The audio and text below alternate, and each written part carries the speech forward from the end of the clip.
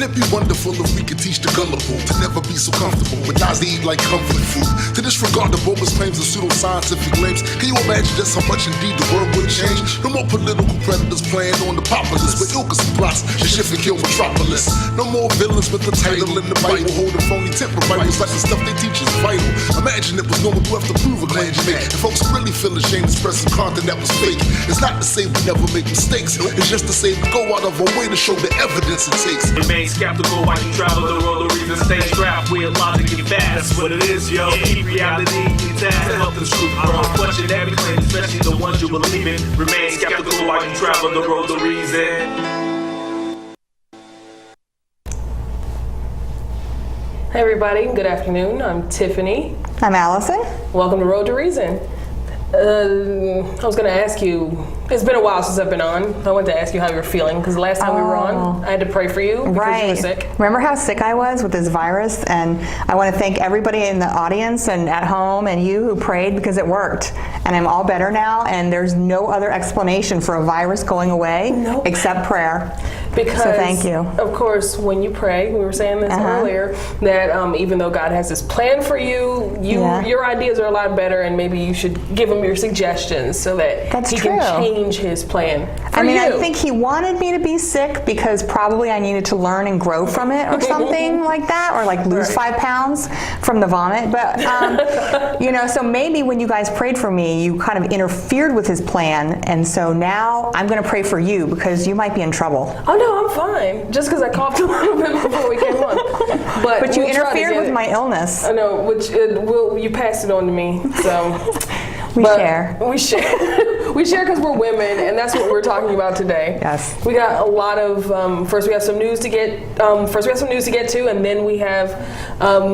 We'd like to talk about repression in women today, which I think is a very important. Not even important. It's a part of religion that we just don't understand.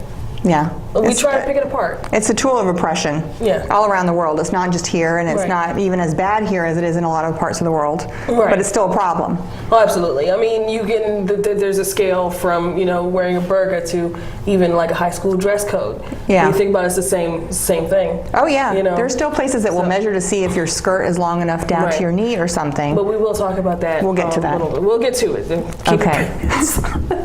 But we have some great news articles first, though. Okay. So you do the first one. I'm sorry. We're just back let me just pick. There's so much absurdity and outrage. I don't even know where to start. I think my favorite one right now would have to be the preacher in Alabama who has AIDS, full-blown AIDS, has been sleeping with his congregation and is not even really that apologetic about it. He hasn't informed any of these people. All these people are at risk of HIV now, and he's not even really stepping down from the church, and it's controversial whether or not he even should, because the church protects him. Right. There's an article, and it says that he found out back in 2003.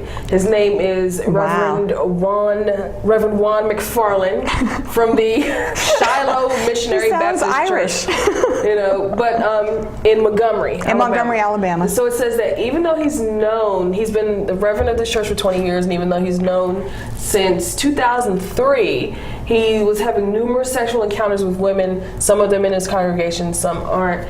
And he told everybody on the pulpit, he gave his sermon, he did admit it, but... After exposing everybody. Right, after exposing everybody, but still...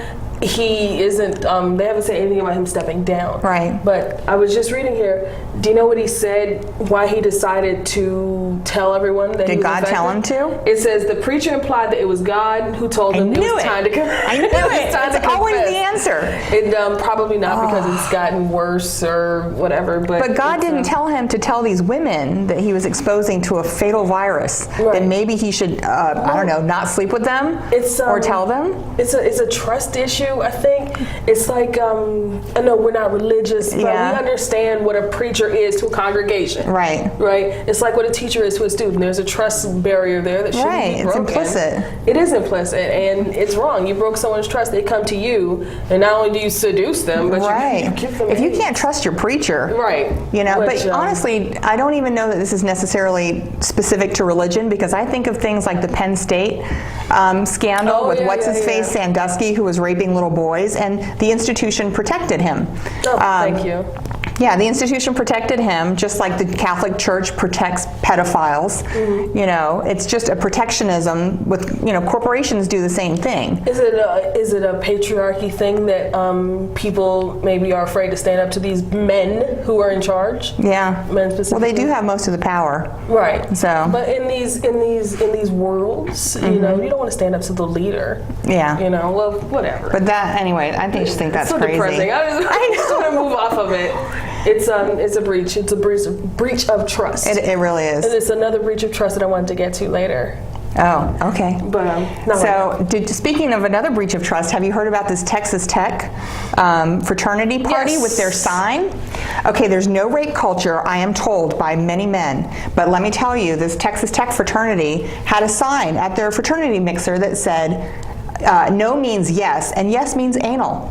So they're in huge trouble, thank goodness. Like, this is not acceptable to the national organization. So they are in huge trouble. They've lost their charter, and they have to do, you know, like 10,000 hours of community service. The people who are actively involved were kicked out of the fraternity. The rest have to go to counseling and everything. It's just a complete culture where that's okay. Dismantled. And I mean, when I hear stories like this, it always makes me think back to those 80s movies like Porky's and Animal House and even Ridge of the Nerds, and like the culture, the culture there, and it was like played for laughs. Right. But now we're like, okay, this isn't a game anymore. And it's a lot of it's funny when you respect the boundaries of other people. Right. You know, at UVA, the fraternities got a little wild. But, you know, literally like swinging from the rafters. People were, I mean, there was grain alcohol in those days, and this was before your time probably. Before that was illegal in Virginia. But, I mean, there was like a respect for women. Still, I don't remember it being so blatantly disrespectful. The fraternity is Phi Delta Theta. And in Lubbock, Texas Tech, which is so fun to say. Texas, how weird to have this out of Texas. In Lubbock, and they were stripped of their charter. And it says, the Huffington Post said they're investigating the signs, which were feature a hurricane-themed party. So hurricane and rape. I mean, there you go. They go together. Well, it all goes back to, you know, not seeing women as people, seeing women as objects that are to be played with. But we'll get to that. Yeah, that has like a long history there. Right. The other article I found really interesting this week is this shocking study. It's shocking, I tell you, how many Christian men are watching porn. And you just have to read this article to appreciate the framing of this issue, because it's all, you know, a disturbing problem that the church has not dealt with. Right. And it's deeply disturbing, and the results are disturbing and shocking and horrible and all this. And it's like, people fail to realize Christian men are still men, as far as I know. They're still breathing human beings. Right. You still have biological urges. I've got an idea that some of these people who answered the survey here, I have an idea that they were anonymous and they didn't have to tell who they were, of course. But I have some more information on it. Oh, good. So it was a survey of 388 self-identified Christian men, and it was put on by a nonprofit organization called the Proven Men Ministries, right? And so of these 388 men, between the ages of 18 to 30, 77% said they look at pornography at least monthly. 36% said it's on a daily basis. So you got 3/4 at least a month. Right, 32% say they may be addicted to pornography.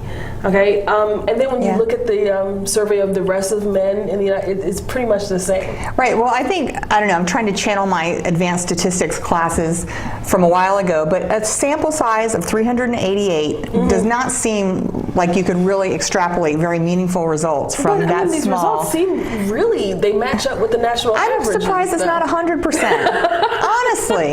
And, you know, my feeling is, who cares? Like, I don't see what the big problem is. This obsession with genitalia and it's people's... a purity thing. It's purity culture. It's to me, that's what's disturbing. I mean, sex is a very natural biological function, and if two consenting adults like to do it, and a consenting adult likes to watch it, I mean, I know that I've heard the porn industry has exploitation problems Of course. and exploitation of women, and that is a separate issue. And That is a separate issue. It's a separate issue. But if a woman really enjoys sex and has a beautiful body, and she can make more in an hour there than I make in a week in corporate America, who's to say that's not her prerogative? You know, Well, that's what a lot of people have the problem with. Not a lot of people. I don't want to say those Fox News buzzwords that people are saying, but a lot you of got to be fair and balanced. right. But a lot of these problems all goes back to rape culture and purity culture, and even it's the woman's fault for making me have these feelings. Right. You know, and so I'm mad at her because I'm watching pornography and it's her fault. And again, we'll get into that. Yeah. But we were talking earlier about erotica and how it's been a part of human nature. Yes. Since the beginning, and we looked at this website that has a list of the graffiti that was found in the ruins of Pompeii. I think that was artwork. So, as you know, ancient Pompeii was decimated by an exploding volcano, Mount Vesuvius, in the year 72. So when they finally dug the city up after they discovered it in the 19th or 20th centuries, they found graffiti on walls of the buildings. And then when I was reading this graffiti, more than anything, it showed me that we, as in the human race, haven't really changed. Right. With how we think, how we act. So I want to read a couple. Please read. You might want to, this is a little bit explicit, I think, but it's a quote from artwork on cave walls. Right. So this came from a bar, and it says, "Weep, you girls. My penis has given you up. It now penetrates men's behind. Goodbye, wondrous femininity." I love that one. Goodbye. That was written 2,000 years ago. Yeah. You know, people haven't changed. Here's another one. "Lovers are like bees, and then they live a honeyed life." Oh, that's sweet. And this one, this was near the rear entrance of someone's house. Oh, I thought you were going to say no, something. No, not that kind of rear entrance. Okay, at Lucernia, look for Novelia primigeniura near the Roman gate in the prostitutes district. So it's like one of those for a good time call. So they had prostitution 2,000 years ago. Of course they did. The oldest trick in the book. But it's a tough economy. I thought that was interesting, and how much we have changed and how much fundamentally we haven't not. changed. Yeah. And we were talking about, because of those changes, because of culture and society, the repression of women, and especially the way we as people, use these, not we, because we don't not do us. it, Yeah. but how religious people use those to bolster their own biases and fears. It's a tool of oppression. It's a tool of oppression. And I really just wonder sometimes whether these women who are Christians have some kind of Stockholm syndrome or something, like they identify with their captors, because you're identifying with your oppressor. And this book is explicit in the role of women, how you are to be subservient, you are chattel, you are property, and yet the women support the Bible, which oppresses them. So I don't understand. It's kind of like we were saying with African Americans who support the Bible. Like, do you not remember slavery? It's a small part of a larger picture, I think. Yeah. That makes sense. And I think it goes back to the cherry picking, which most religious people are severe cherry pickers. And I'm grateful. Thank you for being cherry pickers, because Christianity is every bit as bad as Islam in terms of killing apostates and not being able to leave the religion, and dashing your little children to the stones if they talk back to you, and rape and murder and all this. I read something, and it was about a flight that got diverted because a bunch of Hasidim, Jewish, they were on the plane, but they didn't want to sit with the women, and then this giant argument started, and then the plane was delayed taking off. Wow. Because they didn't want to sit next to women. They wanted like a sheet or something hanging down. Oh, it's kind of like that guy in the plastic bag that we had on the show. Yeah. But it gets a little bit ridiculous. It is ridiculous, yeah. And I believe it was, oh my goodness, one of the... Sorry, I was getting a message. Was it from God? No, it wasn't from God. But, oh, God's not here today. Yeah, he's not.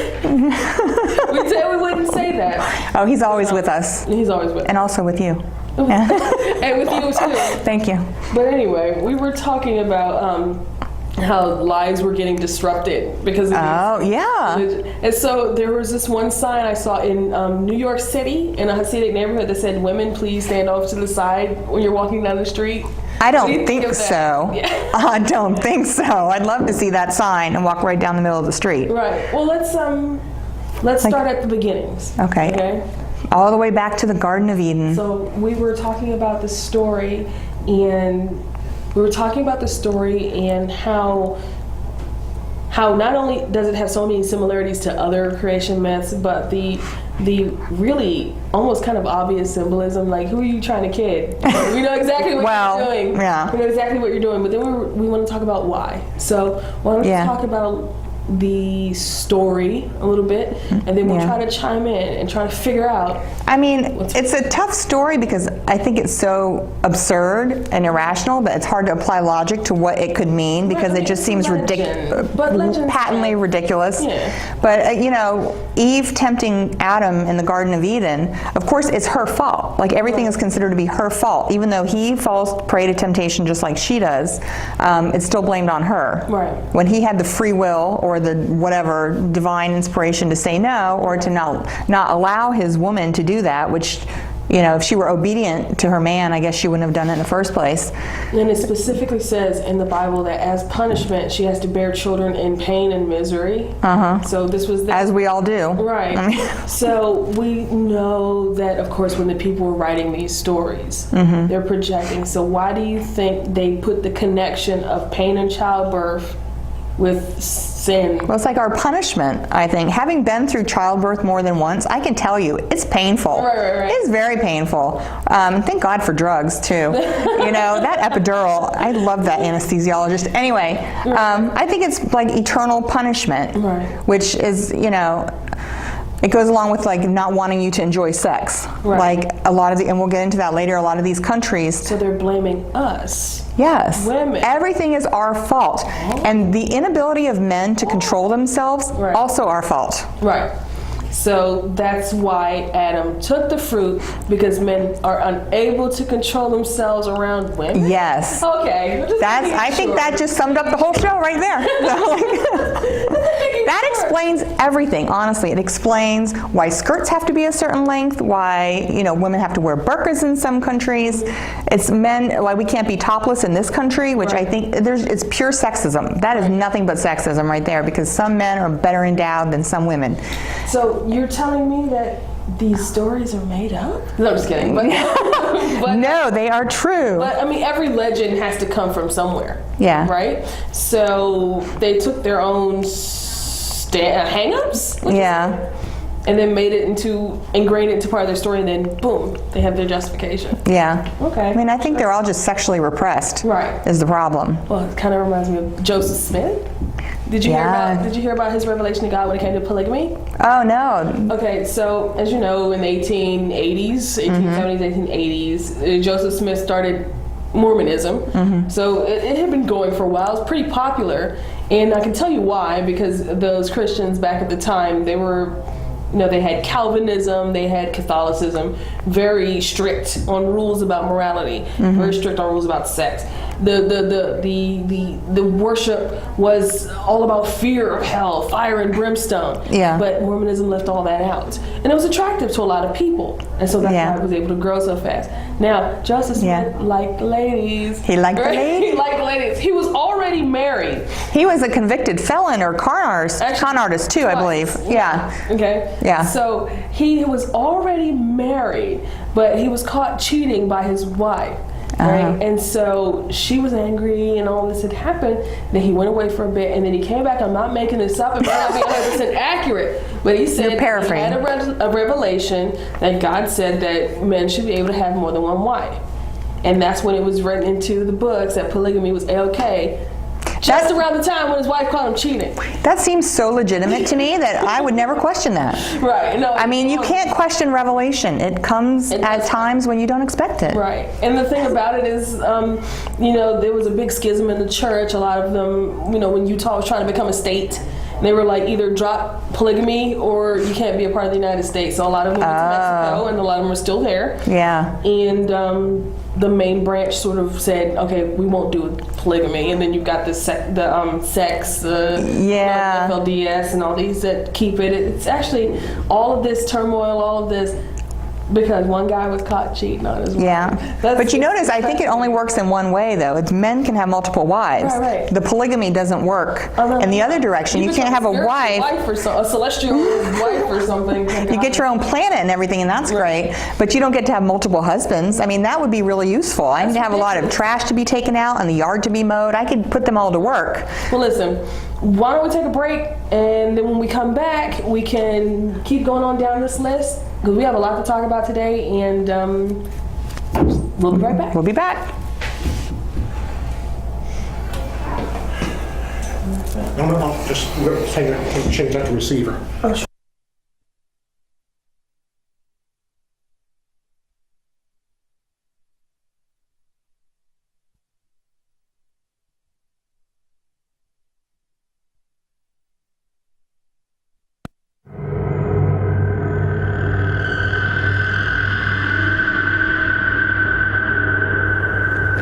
There's an alarming trend in the world today. Everywhere you go, people are saying that cinema is dead. But cinema is not dead. My name is Count Simon Gauntley, and on my television program, Count Gauntley's Horrors from the Public Domain, I make it my mission to resurrect forgotten film classics. I promise to dredge the sewers and ford the stagnant streams of film history to ensure that no film is truly lost to the ages. Count Gauntley and FPA, keeping cinema alive! Alive! Alive!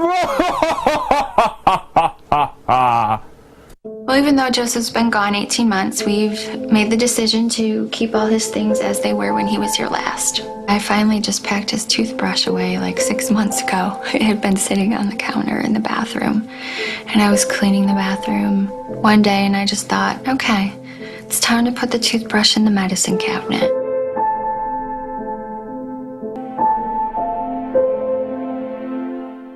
So, I just moved in with this family, and it's embarrassing. The little one, he likes to go outside and crawl around in the giant litter box.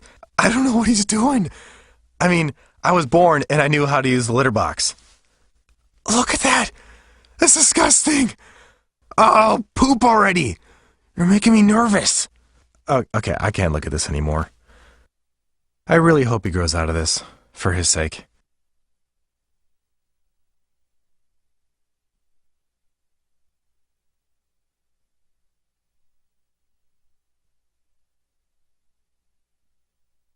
This is Richard Dawkins.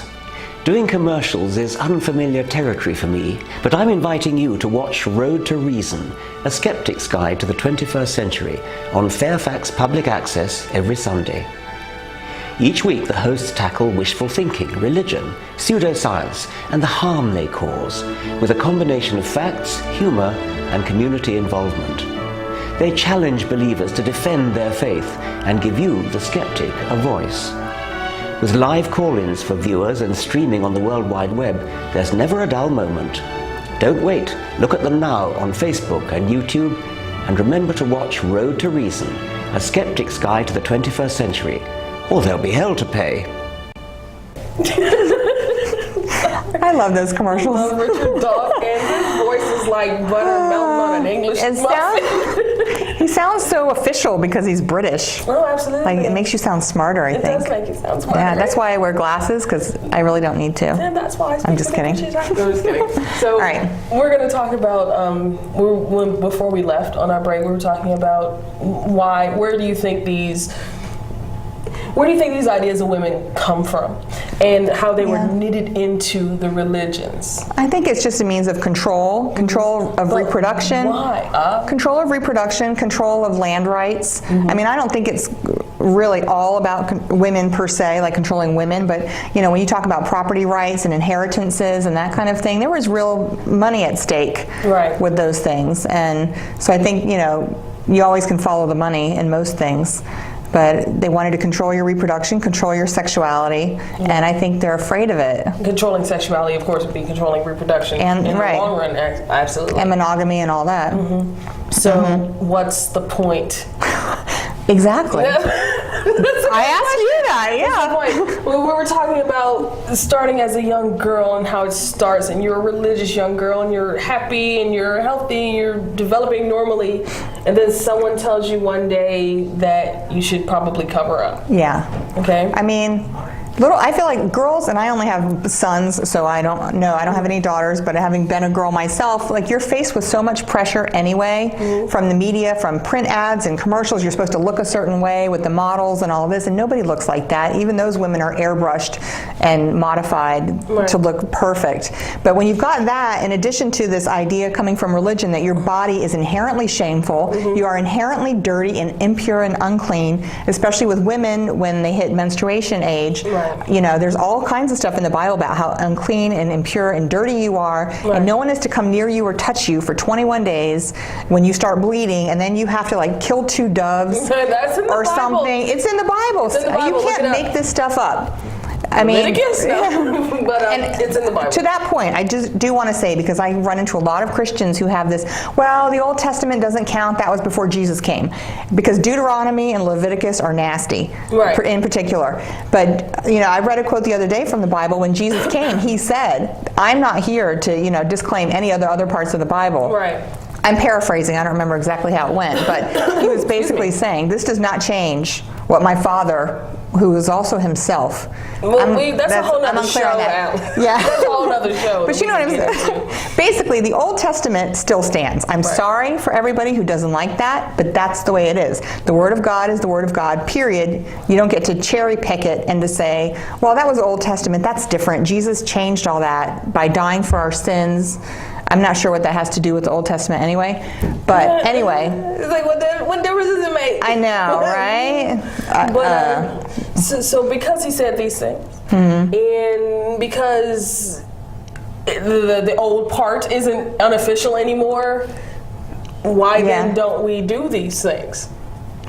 You want to kill doves? I don't want to kill doves. That's not nice. Oh, okay, if there's any PETA activists listening, we are not serious about killing doves. But even it's after, in there. and you know what's interesting? I found too in reading about this is, you know, you're unclean during your menstrual cycle. You're also unclean after childbirth. Right. Even Mary. But if you have a son, you're only unclean for 7 days. If you have a daughter, you are unclean much longer. Like 2 weeks, because girls are like impure already. Right. So you're adding to the impurity. So yeah, so then it really is. It's like 2 weeks that you're impure, which you're almost ready for your next cycle again after that. Right. So you're impure for a really long time and like untouchable. And it goes on with basically body image and then sex education. So if we teach these girls, no, you're not unclean, you're not sinful, you're not filthy, do you think maybe the body image would change? I think so. In your opinion, I'd like to know. That's my personal opinion, because to feel like you are just inherently shameful and dirty and, you know, sinful, I think is a horrible way to raise children. Right. I mean, even, you know, girls and boys, body image aside, the whole thing, this whole idea that you are born in sin and you must always be seeking atonement and forgiveness, that you're inherently a bad person just for having been born, I just reject that completely. I hate that. Well, what about, I don't know if you remember a few years ago, a young lady named J.C. Dugard had gotten kidnapped from her home or something, and then she was kept away. And then I was reading these articles about when she came out of, when she was rescued, and one of the reasons why she didn't come forward was because, you know, the purity culture she had been raised in. Right. When she had gotten raped, she felt that she was dirty and unclean. And she said one of the things that they did at this assembly in school was like, look, take a piece of gum, and you chew the piece of gum, now pass the gum to someone else. Would you chew that gum? Yeah, maybe. That's you if you have sex. Yeah. That's what they said. You're a chewed, dirty piece of gum. Yeah. That's been used up. And she felt that and internalize that, and that's why it took her so long to find the strength to try to escape. Yeah. Well, you know, in a lot of countries, your safety is in danger if you report rape. Yeah. If you report being taken advantage of like that. There are still honor killings around the world. There's a lot of places where the rape victim, if you can't prove, you know, that you were raped, you know, you're stoned to death. Right. And you've dishonored your family and all that, and it makes you a victim twice. Right. And the one thing we're trying to say is all these horrible ideas about women, about sex, is justified by religion. Yeah. Why? What is in it for religion to do these things? Yeah, you know, at this point, I'm not even sure. Like like in the beginning, like we were saying about, you know, farming rights and property ownership and all that kind of stuff. Maybe it made a little more sense. But now you've got birth control. Of course, that's a whole other issue because they are against birth control. But when you have birth control, you're not going to go around having all these children and offspring to fight for inheritances. And I just think that the patriarchy remains. Like, and honestly, a lot of atheist men, even who have shed Jesus, the patriarchy remains, and the women's issues remain. And they're, you know, they don't realize it because it's so deeply ingrained in our culture that women are lesser than in every way. Great, now I'm depressed, right? We can change it. How do we change it? I think education. I mean, I really feel like, you know, there's all these schisms in the atheist movement because atheism does not inherently encapsulate feminism. These are two separate things, but to me, to move forward without religion means recognizing the equal value of women. Well, give me one reason why we're not, without saying religion, and then there you go. That's the thing, right? That's all there. To me, that's all there is. I mean, it sounds so simple, but it's so not. Unless it's like just a fundamental domination and control issue between the genders, and religion is just a tool of it and not necessarily the origin of it, you know, because I think that even some cultures that don't have religion pushing it still have these problems. Right. Just because it's this given, men have always had the physical power over women. And then, you know, when you think about it, even biologically, back when our species were hunter-gatherers, even before that, you have like Neanderthals, humans, just different kind of humans, but you have a woman, right? She gets pregnant, she consumes resources, but is also physically weakened and not able to contribute to the tribe as she used to. And then after she gives birth, you've got a person who's completely out of the labor right now, and an extra person who needs to be fed without being able to contribute. They can't move, they can't, you know, the group can't move because the mother and the baby, maybe animals smell the thing, you know what I mean? So it's a liability. They're a liability. Maybe they resent that, and then all those legends get passed on, and then today you have purity rings. But they have to grow their ranks. Like, that's the weird part, because, you know, a lot of religions are against birth control.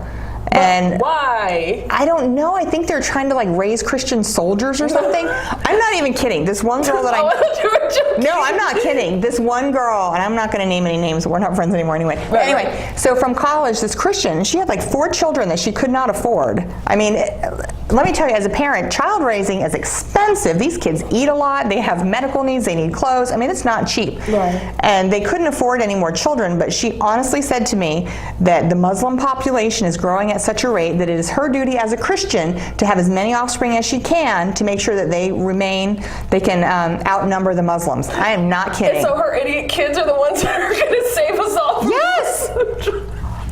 Just by sheer numbers. And honestly, I mean, it's a whole separate issue, but if you look at the number of wars in which we are engaged, there's like 7 theaters now. I mean, I can't even remember who we're bombing anymore. But, you know, sometimes you can use drones for that, but a lot of it requires boots on the ground. And you need these, you know, blind followers. But it's just like the Dugars, right?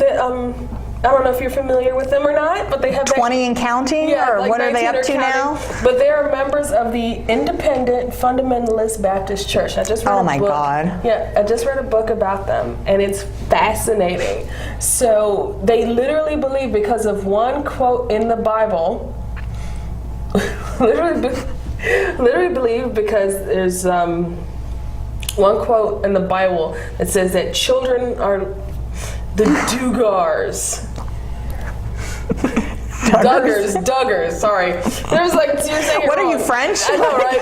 The Dugals. The Dugals. Duggars. But they interpret this, I think it's Psalms 148, and it says, children are like arrows. Oh, the quiver stuff. Have your quiver filled with as many of them as you can so that you can be an army for God. They literally believe that they are starting an army to spread the news, and that's why children are all a gift from God. All of them are an arrow that you stick in your quiver, and so you're not seeing your child as a person, you're seeing it as a tool that you can eventually use to spread your religion, but that's another story. That's another. But you know what, related to that and the exploitation of little girls is a lot of times the oldest daughters in families like that, they're made into like little mothers when they're like 10 or 12. They have all the responsibilities of motherhood because the biological mother is raising 50 kids and just popping them out, and someone has to take care of them, so it falls to the older daughters to do that. And then they're expected to go straight from home to their courtship, and they're straight to their abstinence-only courtship. Their abstinence-only courtship, and I mean, everyone watches the show. Not everyone. I mean, like, it wouldn't be on air if people weren't watching it.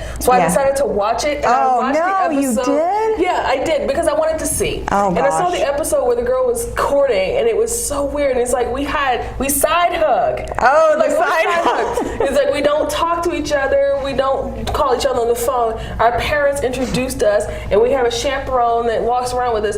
And I'm like, you've never spent any alone time with this man, but you're sure you want to marry him. Wow, you know that's a great decision.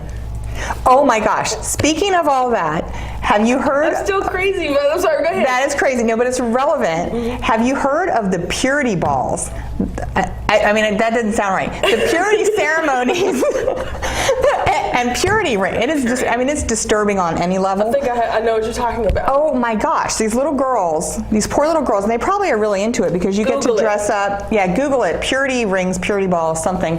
You get to dress up in a pretty, it looks almost bridal, this gown, and you go with your daddy to this ceremony where you pledge your purity and you hand it over to your father for safekeeping.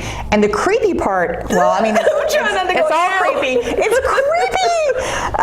But they say that you are, like, God is your master, but your daddy is your boyfriend. I'm not kidding. That's what they say. Like, act like your dad is your boyfriend, which is so disturbing on so many levels to a child's developing sexual health that you're supposed to look at your dad as your boyfriend. I mean, Freud would have a field day with this. I think I've seen that. And so the ball is like the celebration. Yeah, it's like a quinceanera or like a 16. And the men are in tuxedos and they have their daughters. It's like a little wedding.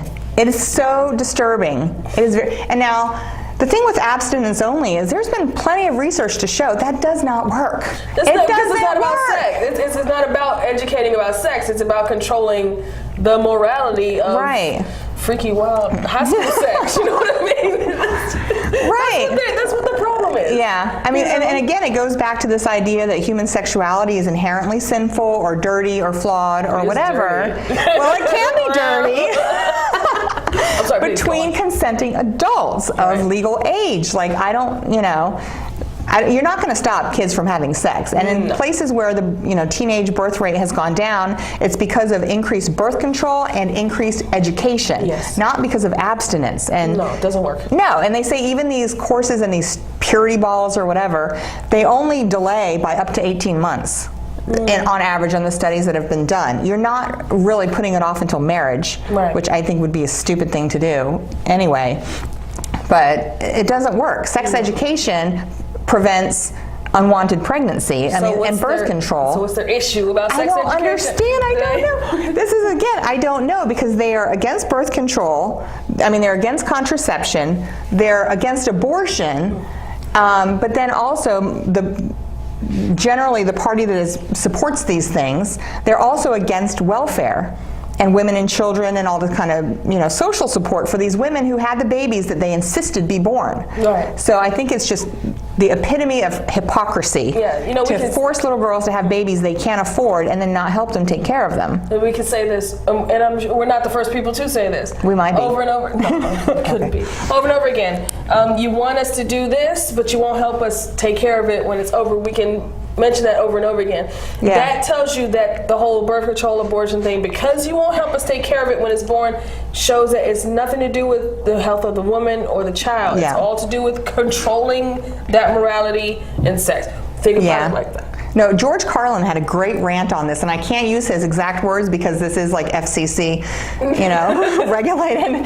But he basically said, I mean, it's like, when they take a Snoop Dogg song and try to cleanse it for the radio. I mean, I don't even know what you're saying anymore. It's just 2 minutes of dead air. Yeah, it's nothing. It doesn't work. So I can paraphrase Carlin without saying specifically, but he's basically said, if you are preborn, you're golden. If you're preschool, you're effed. Right. Because nobody wants to know about you once the baby is born. They're like so pro-life, blah, blah, got to have that baby. They don't want to give you insurance to help get prenatal care, or to have a safe delivery. They don't want to help you with food stamps or with formula. You're on your own. Or Head Start or anything. I mean, it's just, what would Jesus do? Well, this is not. The argument then, the fight then about birth control, about abortion, has nothing to do with helping women. It's all to do with religious purity. It's control. It's control. Yeah. And going back to what we were saying earlier, everything's all about control. It's always. And thankfully it's not an issue in this country, but in a lot of less developed countries around the world is the issue of female genital mutilation. Clitorectomies is another word for it, but where they remove the clitoris. And this is so disturbing, as so much of this is, because I read that most girls, it happens to them before they're 5. And it's usually done without anesthesia with a razor blade. And I've seen pictures of this on the internet, unfortunately, on Facebook, because once somebody posts it, you can't unsee it. And they're like physically holding these little girls down who are screaming and crying in fear and pain, and they've got a razor blade to cut off their clitoris so that they will never be able to enjoy sex. That's the only reason they're doing it. And why are we doing this? Because religion. Okay. This is like I said, I'm so glad that most people here cherry pick and are not doing these kinds of things, but they have to understand that they are supporting a belief system that does these abhorrent, disgusting, abominable things, and they're complicit. Any kind of what do you think about when males get circumcised then? Yeah, that's a whole thing, because I never really thought about that before until I had sons and everything, and I'm not going to out them one way or the other, like on the internet forever. Sorry, boys. Right.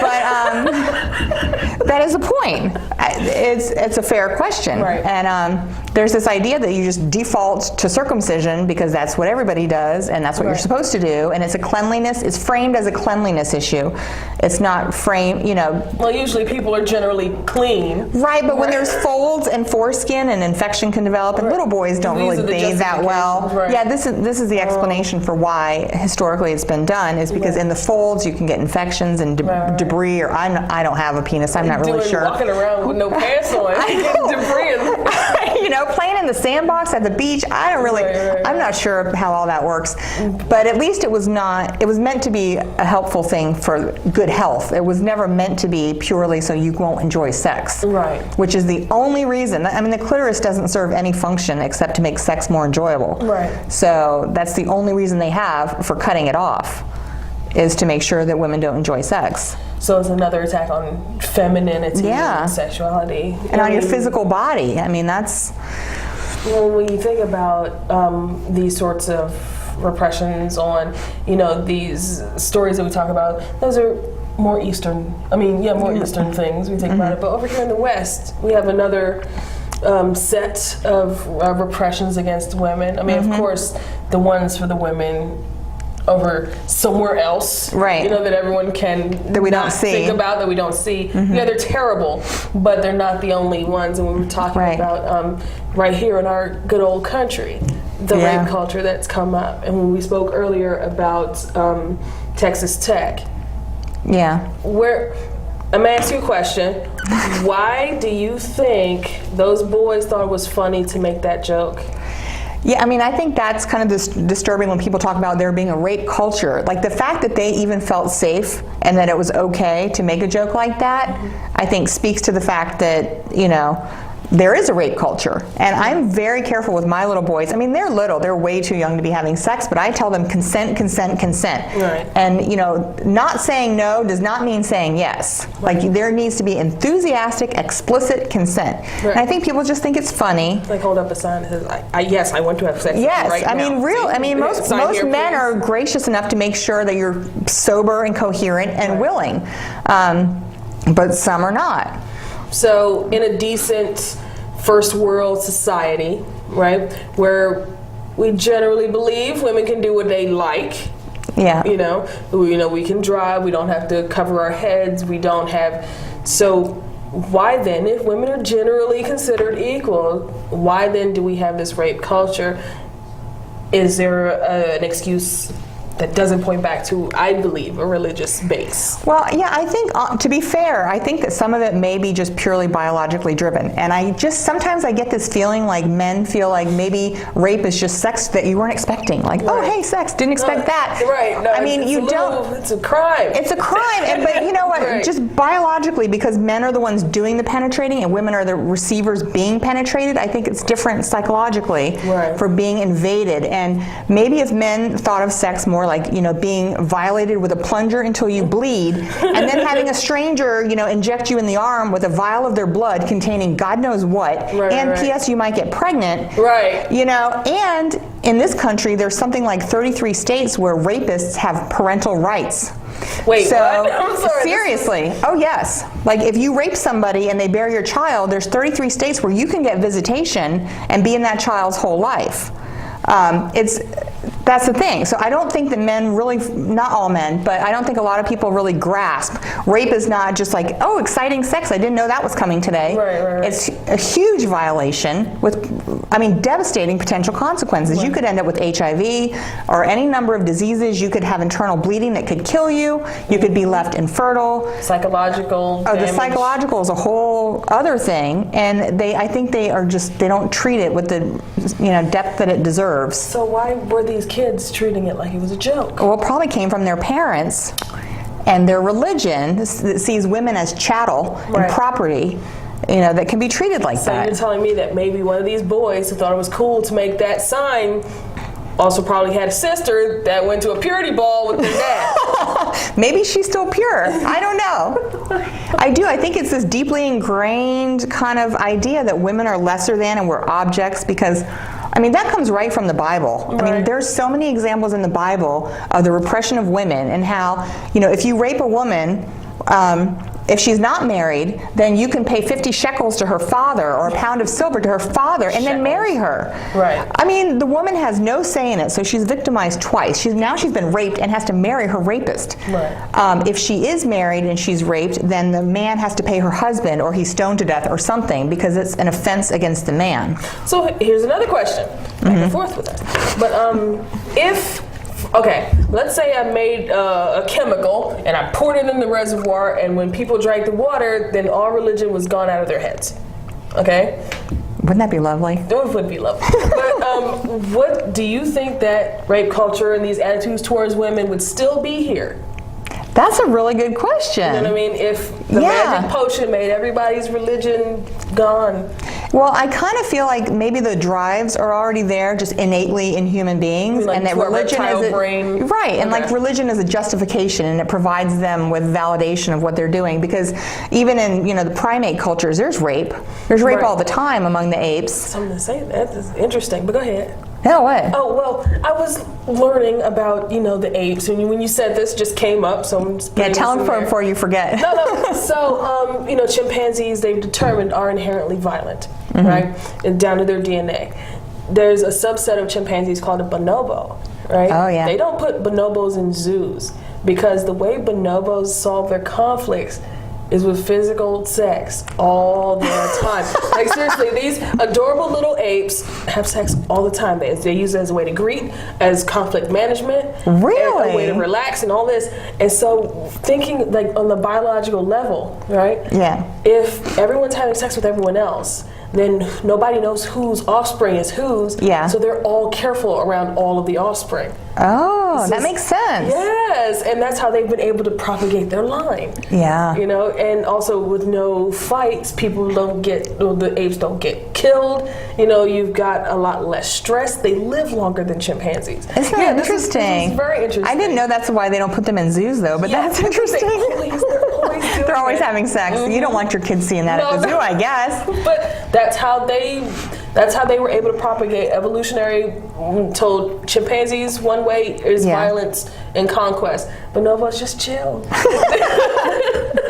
But I've heard some of them. I'm sorry, it's totally off topic. Here's us, and there's So the topic. don't look at the bonobo. Don't look for bonobos in the zoo. Basically, No, is you won't find the moral. them. You won't find them. But I have heard that a lot of the apes do, like the females, if they're pregnant and a new leader takes over, Yeah, they they'll have to be suddenly careful. sleep with him because they'll sleep with as many as they can because they don't want paternity to be established. Right. Because if a new leader comes in, he's He going knows to those aren't kill his kids. He's going to Yeah, kill the see? kids. It's the same kind of thing where you want to sleep with everyone immediately so the paternity is unclear. This was before before Maury, before you could go on and get a paternity test pretty quick.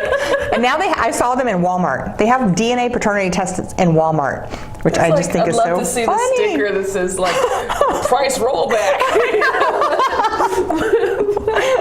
But anyway, so basically what we're kind of gotten to is it's all everything we've talked about, from purity culture, from modesty, from violence. It all goes back to religion as a justification for controlling and monitoring our reproductive and sexual identities. And I think it's kind of, I don't know, like I would feel like if I were a man, I probably would be a little bit insulted because there's this idea that men just cannot control themselves around women. And that it's our duty to cover ourselves because those poor men just can't control themselves. Well, I mean, now, why is that my problem if a man can't control himself? I mean, if you see Fabio on the beach and you can't control yourself, whose problem is that? Fabio's like 60, man. I know. That was a bad example. Okay, David Beckham. Okay. I'm listening. So if you see David, should David Beckham put a shirt on just because his abs are so fantastic? No. Definitely not. I mean, hypothetically. Now we sound like sexist. Oh my God, we're objectifying them. We're objectifying men. But you know what? I think we're owed it. Plus, he's hot. Please. But I'm saying, like, why is it that we have to cover up? Because a man can't control himself, and that's what the burqa comes down to. That's what, even like nursing in public. Nursing is like the most basic act between a mother and a child. It's nourishment. It's feeding them. It's not sexual in any sort of way. But people are all up in arms about women who nurse in public. I mean, I've been there. I don't know what you're supposed to do. You're at the mall. You have a screaming, crying baby. I would go into the dressing room at JCPenney's and like, dare them to tell me I couldn't. But a lot of women don't have that luxury. Wherever you are, you need to feed your baby. And like, God forbid you show a breast, people lose their minds. Is it, I think it's like another thing with the hospital culture that we have, that we've switched over from breast to bottles. And so because we don't see the breasts as much, we don't think about them as a motherly object. They're a sexual object now. That could be. And it's so sexualized, and it does have a sexual function, but really it also disturbing when you think about it. Why are you equating a mother feeding her baby with sex? I know, like, is it our problem if sex is on your brain all the time? Which goes back to maybe if people were not so sexually repressed all the time and they could explore their sexuality and enjoy it and not feel shameful and sinful and dirty, maybe they wouldn't be so up in arms. Like legislators, especially here in Virginia, and our dearly departed Ken Cuccinelli. He's dead? Oh no, he's just gone.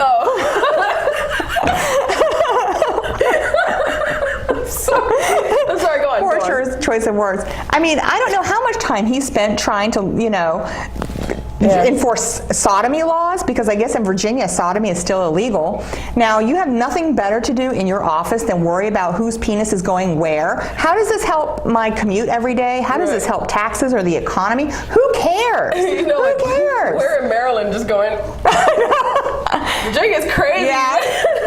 We don't have any of those problems. Well, we have normal people in office now. Virginia went blue in the last election, which we're not partisan, so we're not talking about politics in general. But I just wanted to say, like when it comes to sexuality and blah blah blah, nothing to do with politics. No, it's not political, but it just happens to be that the people who were in office, who were pushing these agendas, they're all gone now? They're out, and they're conservative, and I hope they're out for good, because this does nothing to help anybody.